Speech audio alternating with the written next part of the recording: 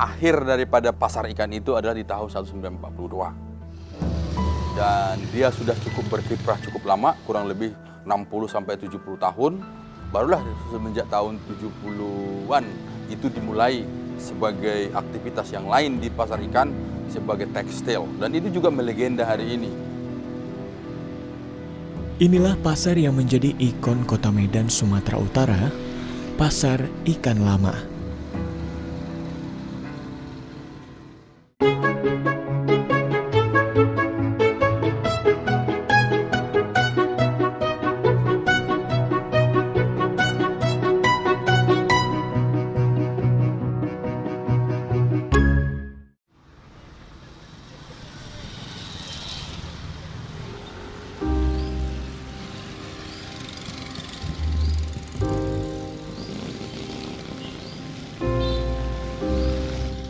Pasar ikan kini, atau yang oleh warga Medan, Sumatera Utara disebut dengan pajak ikan, adalah pusat belanja tekstil dan pakaian populer di kota Medan.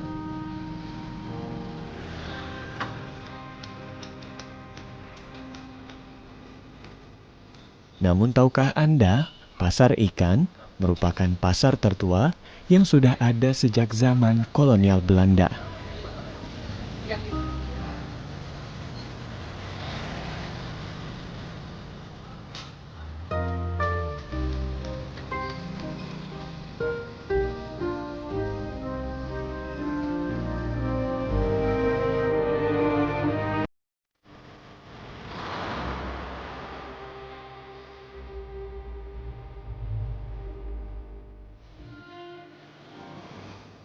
Ya, kalau di Sumatera Utara khususnya atau di Medan ya, Sumatera Utara, bukan saja di Medan, di Sumatera Utara ya. Itu penyebutan pasar itu disebut dengan pajak gitu ya, pajak gitu. Eh, kita juga nggak tahu kenapa ini bisa apa namanya konsep ini muncul gitu. Sementara ini kan cukup berbeda dengan daerah-daerah yang lain. Ya, maka kalau di Medan itu misalnya pajak sambu, ya, pajak petisa, pajak melati, terus juga pajak ikan. Di Siantar juga ada pajak oras, begitu-begitu ya. Tapi yang dimaksud dengan pajak di sini bukanlah cukai, bukanlah tax gitu ya kan. Tapi melainkan itu adalah pasar ataupun market dalam bahasa Inggrisnya.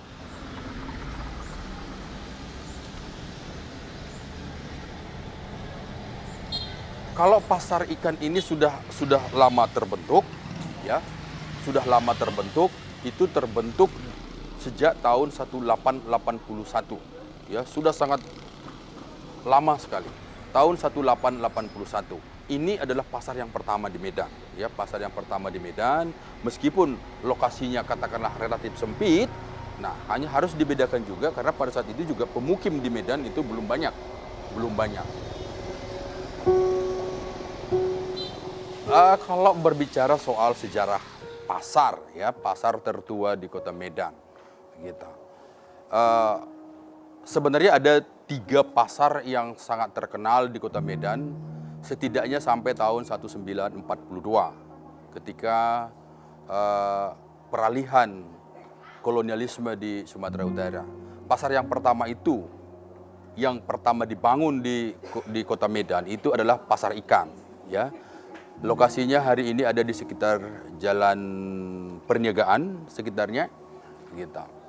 Yang kedua itu pusat pasar Medan, Medan Central Market, ini ada di Sambu. Dan yang ketiga itu ada di Pasar Bundar. Pasar Bundar ini ada di Petisa.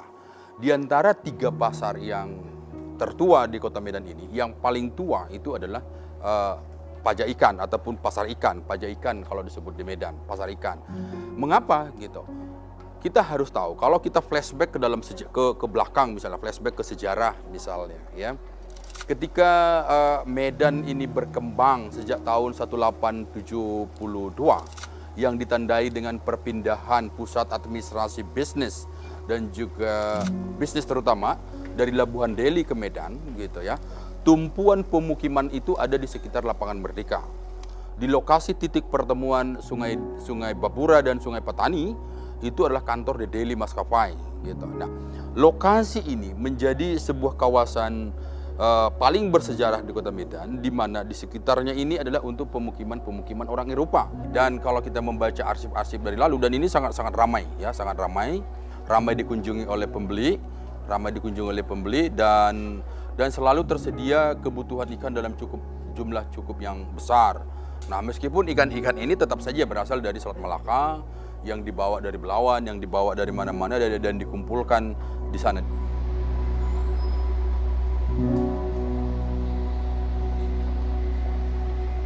Seiring berjalannya waktu, pasar ikan lama berubah menjadi pasar tekstil dan pakaian seperti baju koko, batik, hingga kain sarung.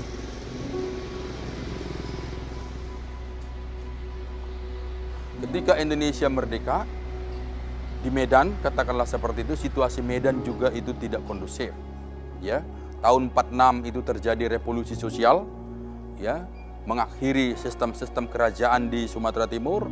Tahun 50 itu terjadi yang kita beralih dalam agresi Belanda 1-2, kemudian ada RIS, terus juga kembali ke Undang-Undang Dasar 45, terus juga terjadi Pereri Permesta, terus juga terjadi nasionalisasi aset-aset Belanda menjadi aset Indonesia, gitu.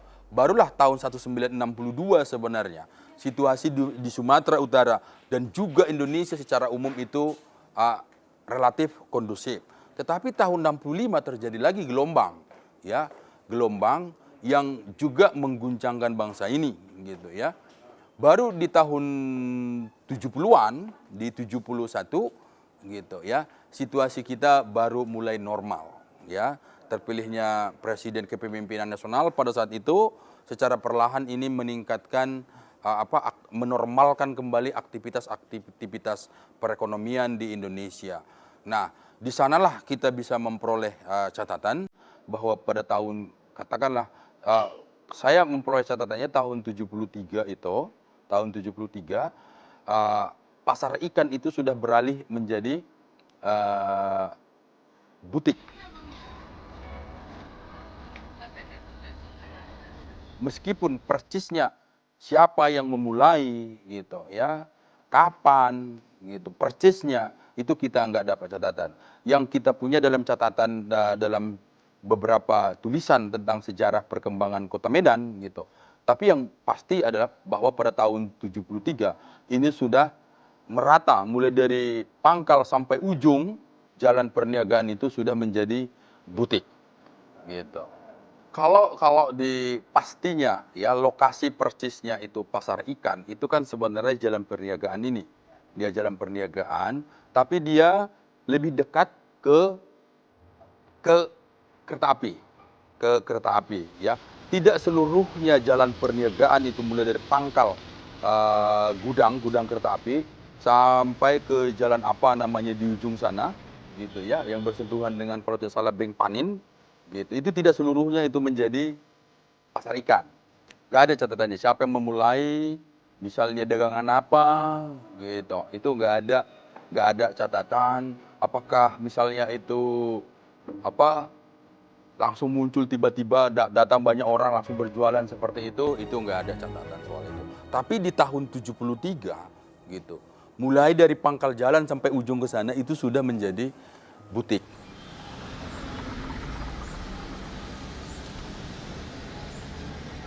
Toko Emnu adalah salah satu toko tertua yang berdagang tekstil maupun pakaian di pasar ikan lama.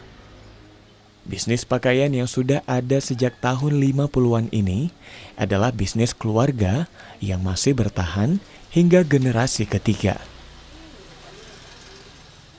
Kalau usaha toko batik HM Nuh ini kami yang jalan ini udah generasi ketiga. Mulainya itu usahanya itu dari 1950-an lah, 1950-an. Tapi bergeraknya dulu bukan di bidang ini, bukan di bidang kain.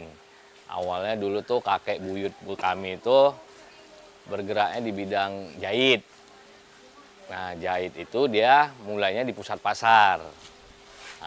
Karena dulu itu di sini itu belum inilah grosir batiknya belum, ini grosir kainnya belum mulai. Jadi mulai pelan-pelannya jadi tukang jahit. Terus habis itu udah ada modal pegangan sedikit, baru main kain. Nah, dari main kain itu juga masih jualannya di emperan, yang di pusat pasar. Dengan ya mungkin udah ada modal dikit ya kakek buyut kami ya. Dia memberanikan diri nyewa toko di Pajak Ikan Lama ini. Nah dulu tuh di sini rata-rata tuh jualan kain meteran. Nah kita sama kakek buyut kami kan ngeliat tuh peluang. Nah di sini tuh yang ada meteran semua, nggak ada yang jual kain sarung, nggak ada yang jual kain panjang, nggak ada yang jual. Nah kita jadi ambil kesempatannya yang itu. Nah, alhamdulillahnya ya bertahan sampai sekarang. Kalau dulu itu di sini tuh emang apa ya dibilangnya kayak kalau kita di Jakarta tuh tanah abangnya Medan. Ini dia itu dari tahun 1980-an ya kalau aku nggak salah sampai sekitar tahun 2000-an. Nah ini tuh emang di sini tuh emang padat banget. Sampai ya kita juga barang-barang kita tuh sampai ke tengah-tengah jalan. Dulunya. Jadi rame lah semua di sini rame lah. Jalan aja susah. Mau parkir mobil, jangan parkir mobil, parkir motor aja susah. Tapi berjalannya waktu ya mungkin karena ya sudah banyak juga orang yang buka tempat di tempat-tempat lain. Terus habis itu banyak saingan juga udah ya berjalannya waktu ya berkurang lah. Nah di tahun 90 ke 2000 itu market kita itu market HMU ini tuh 80% itu ke Malaysia. Kenapa banyak dari Malaysia? Karena satu jaraknya dekat dari Malaysia kemari, ongkos lebih murah dari Malaysia kemari daripada ketimbang dari Malaysia ke Jakarta. Artinya itu kan perkembangannya cukup pesat. Kenapa itu pesat? Karena memang banyak peminatnya, gitu, banyak peminatnya. Saya nggak tahu seperti apa kualitas, ya, kualitas butik yang dijual ini segala macam, gitu ya. Tapi yang jelas ketika ini berkembang dengan baik, ya, bertumbuh dengan baik, pastilah karena ada sesuatu yang lebih menarik di situ. Boleh jadi itu kualitas, boleh jadi itu juga lebih murah dari pasar yang lain, atau mungkin juga ini boleh jadi produk-produk dari impor atau apa seperti apa. Peralihan dari pusat pasar menjadi butik ini juga sama-sama melegenda hari ini buat Kota Medan, gitu ya, buat Kota Medan. Bahwa pernah pusat pasar di tempat hari ini yang butik ini sama-sama terkenal hari ini, gitu ya. Mungkin juga pasar ikan itu menjadi legenda, menjadi aspek sejarah, ya, yang tidak terlupakan bagi seluruh pedagang-pedagang butik di sana. Karena toh juga mereka ketika kita tanya satu-satu, ya ini dulu pasar ikan, gitu. Ini juga nuansa historis bagi mereka bahwa tempat mereka di mana berjualan hari ini butik itu juga dahulunya itu tempat yang sangat terkenal di era kolonialisme. Makanya kan namanya nggak diubah. Mau kemana? Pajak ikan? Ngapain? Beli bakal?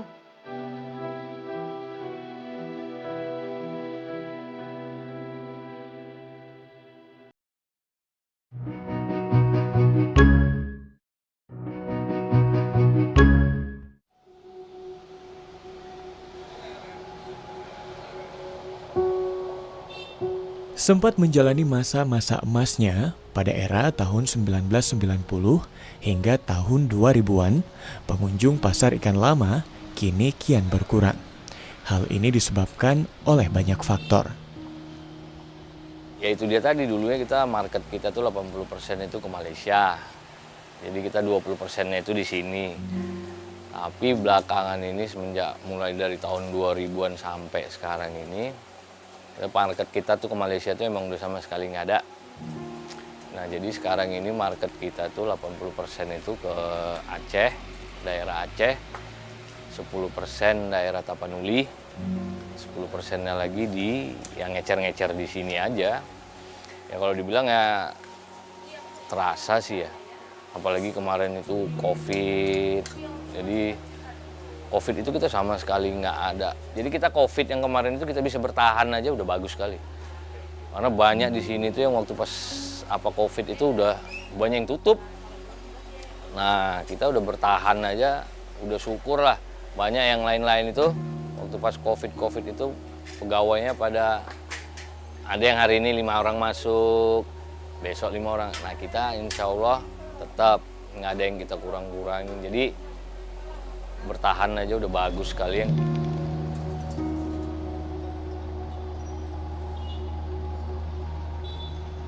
Selain itu, kawasan Pasar Ikan Lama merupakan bagian penting sekaligus menjadi kawasan yang paling memiliki nilai sejarah bagi peradaban Kota Medan.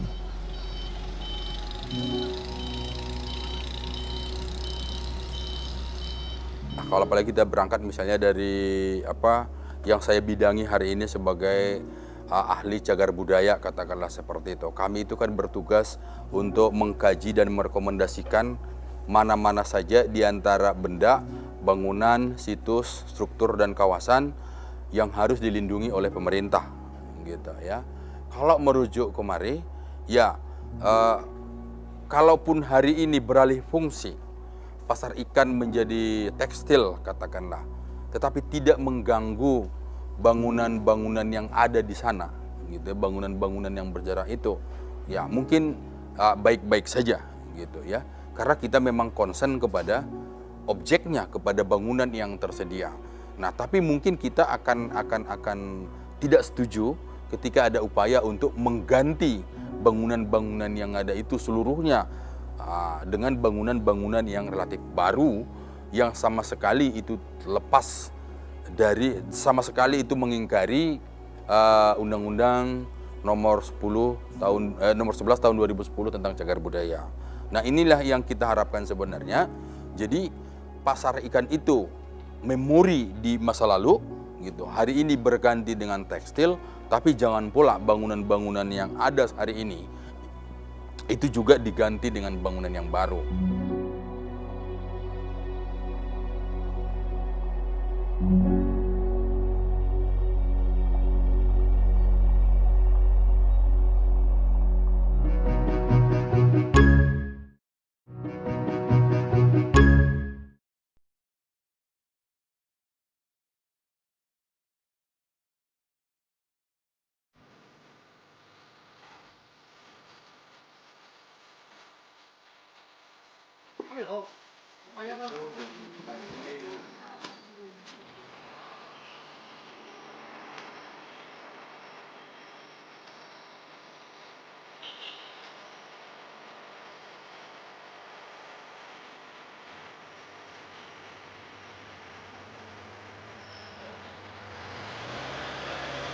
Toko Tekstil Alam Jaya merupakan salah satu toko di Pasar Ikan Lama yang masih mempertahankan struktur bangunan bergaya kolonial.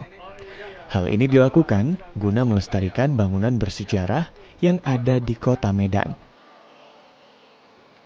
Kita sebenarnya ini ada Pak, bernostalgia sedikit sebenarnya. Bernostalgia dalam arti pengen tahu sejauh kapan, seberapa lama. Silakan Ibu. Seberapa lama sudah beraktivitas jualan dalam arti di pajak ikan ini? Oh, kira-kira sudah ada 40 tahun. 40 tahun. Tepatnya 37 tahun dah. 37 tahun artinya Iya. setelah kemerdekaan berarti betul. ya. Oh iya. Karena saya juga melihat ya bangunannya ini nampaknya masih original. Iya. Di antara beberapa bangunan yang ada, juga di sebelah juga ada beberapa di depan, ini masih original bangunannya. Iya. Memang sengaja dipertahankan atau gimana, Go? Ya, gitulah. Kita tahankan dulu. Kebetulan bangunannya masih kuat gitu. Oh gitu. kuat. Tidak ada rencana untuk membangun tingkat 3, tingkat 4 gitu. Sementara belum lagi. Oh, belum ya. Ini kalau mau bangun mesti sebelah-sebelah gabung. Oh, gabung. Kalau hanya satu, ya kurang bagus. Oh, iya. Nah, inilah yang kita harapkan sebenarnya. Jadi pasar ikan itu memori di masa lalu, gitu. Hari ini berganti dengan tekstil, tapi jangan pula bangunan-bangunan yang ada hari ini itu juga diganti dengan bangunan yang baru. Karena kenapa gitu ya?